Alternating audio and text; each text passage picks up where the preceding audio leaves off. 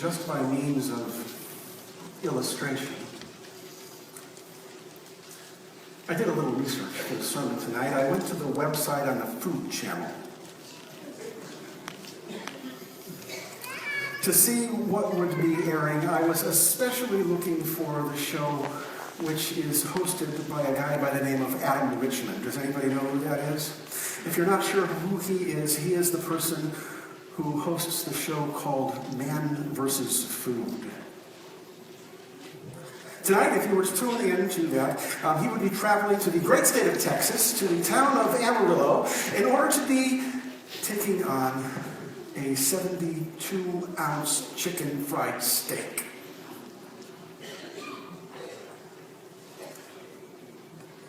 You should think about that for a second. That's 4 pounds of meat.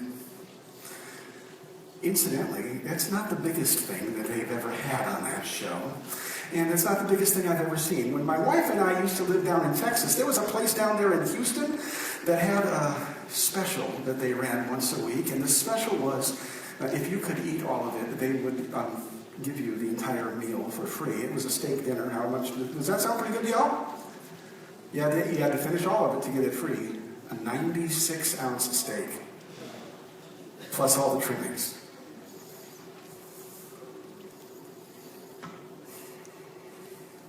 So people would go, and they would try, and lest you think that that was Houston and Amarillo, and that this is just some crazy Texas thing.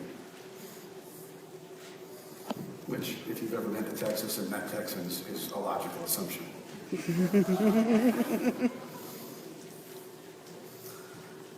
But consider this. How many of you guys remember when that was considered a normal-sized drink?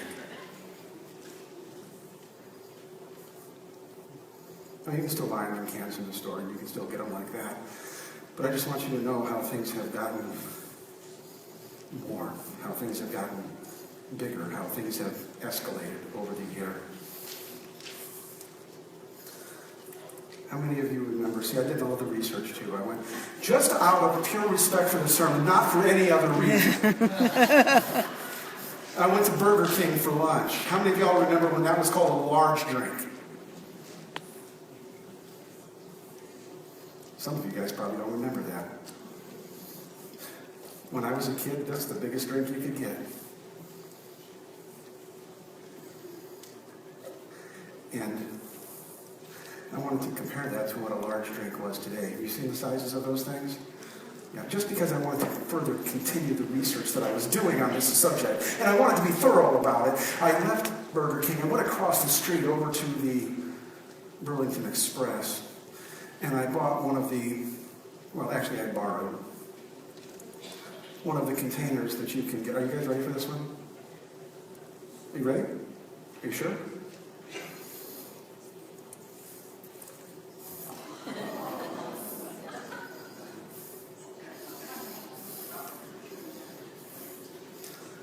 A 100 fluid ounces. Which you can get a refill on for a very reasonable price.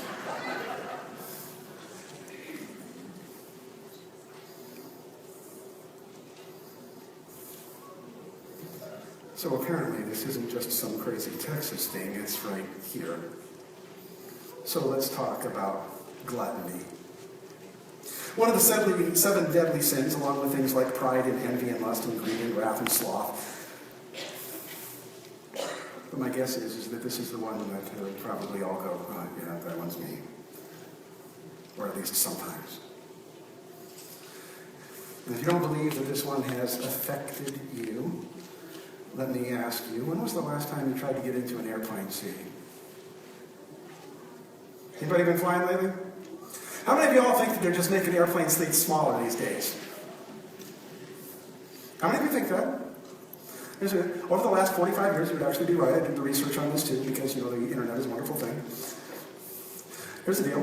45 years ago, the average airplane seat was 18 inches wide. Today, it's 16 and a half. And so consequently, what happens is that we all have a tendency to go, oh, those terrible, greedy airline airline carriers that are just out to make a buck, and we blame them for being cramped and being crowded and not having any room, and we don't pay any attention to the fact that in that same time period, the average American man has gone from being 166.2 pounds to 195.5 pounds. Oh, ladies, don't get too excited about it. You're not left out of this. The average American woman has gone from being 140.1 pounds to 166.1 pounds.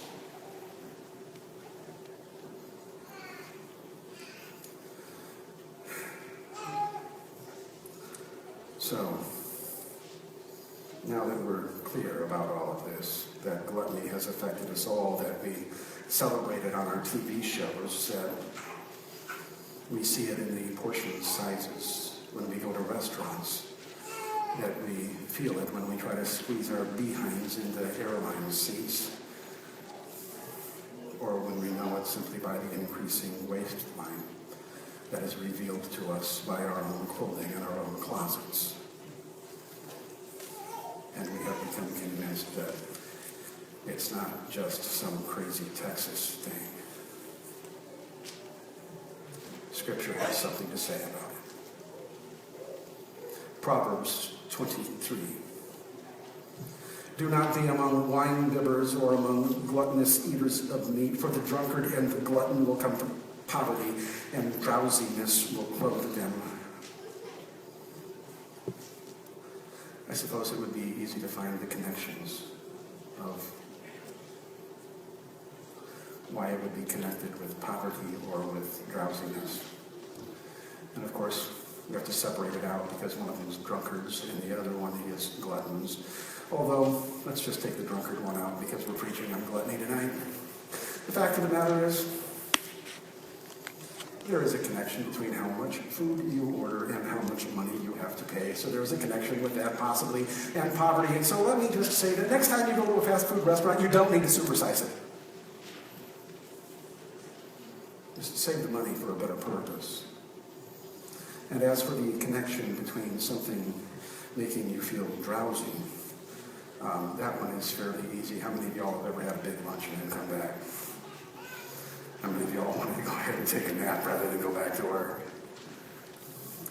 Or how many times have you, on your couch at home after Thanksgiving turkey dinner, just fallen asleep?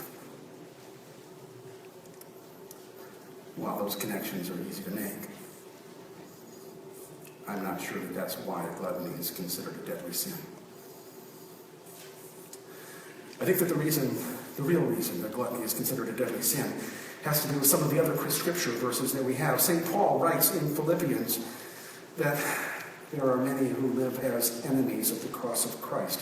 And he goes on to explain that, and he says, their end is destruction, and their God is the belly. So there you go. Deadly sin equals destructive belly god worship. Let me see if I can put that another way. What I think is that Paul doesn't actually only mean this to refer to food, although food is included. This is where gluttony is actually related to all the other deadly sins, things like envy and greed. So you see that the belly is bottomless because, quite frankly, there's a hole in the bottom of it that keeps emptying it out. So we think we're full, and then we go, and then pretty soon we have to go and put some more in it so that we can feel full again until it empties out, and we can fill it up again so that we feel full again.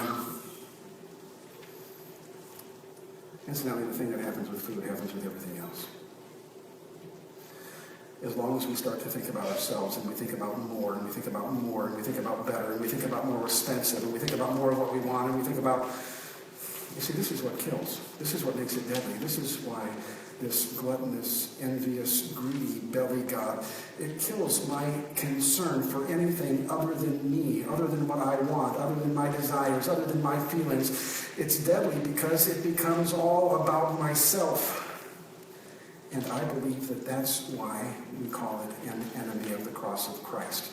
Because the cross of Christ never had anything to do with just being about me.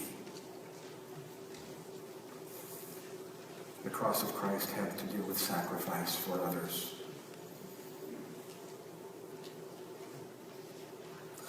You see, this is actually where the last scripture verse that I chose for tonight comes in. If we get into that gladness only for me living that's illustrated in the parable of Jesus, what happens is that there's a man who had a farm that brought forth plentifully. And he thought to himself, you have done well for yourself. I'm going to pull down my small barns and I'm going to dig larger ones so that I will have ample room to be able to store my crops. And then I will be able to say, relax, eat, drink, and be merry. When all of the time God said that there was a perfectly good place for you to have stored the rest where you didn't have to do that. And it was in the stomachs of all of those people who didn't have anything in their stomachs.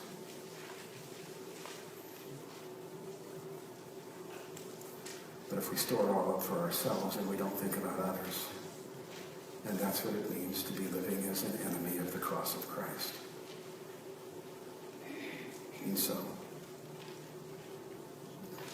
whatever we're talking about here, whether it's lust or greed or envy or pride or tonight it happens to be gluttony.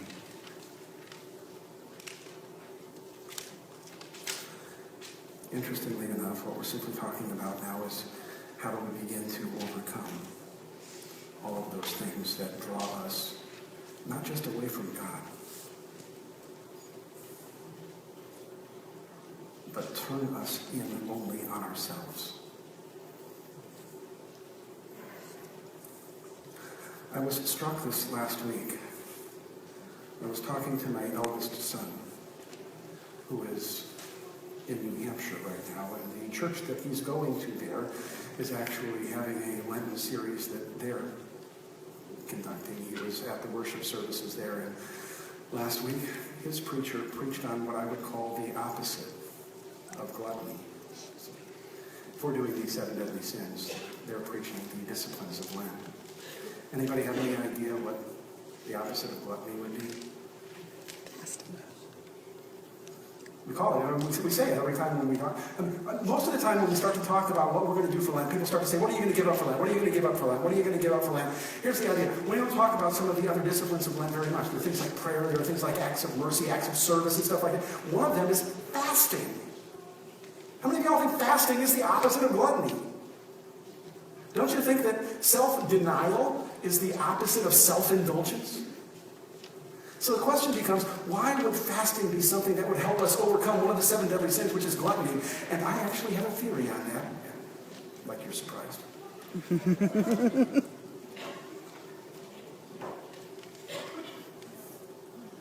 If I try to overcome my gluttony with fasting, then what I would have spent, I am free to give.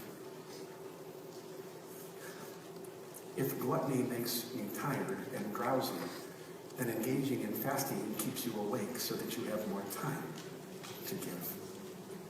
And if any of you who have ever engaged in a voluntary fast in order to do that will certainly realize that fasting will help to encourage your empathy and your awareness for those who do not have, so that you will know how to spend that extra money and that extra time.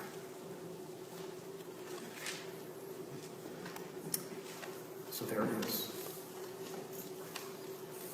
It's not about eat, drink, and be merry. Because the glutton and the drunkard will come to poverty, and drowsiness will clothe them. And we're supposed to watch out so that we don't live as enemies of the cross of Christ. And we want to make sure that we don't have our bellies become our gods. Instead, discipline yourself through prayer, meditation, study, self-sacrifice, fasting, so that we can do something about the prideful, lustful, envious, greedy, self-indulgent ways that kill our love, that kill our mercy, that kill our compassion, that kill our empathy, which means they ultimately kill our community. So, I think I'm going to go return that tomorrow. I'm not going to buy it. I would invite you to stand as we sing.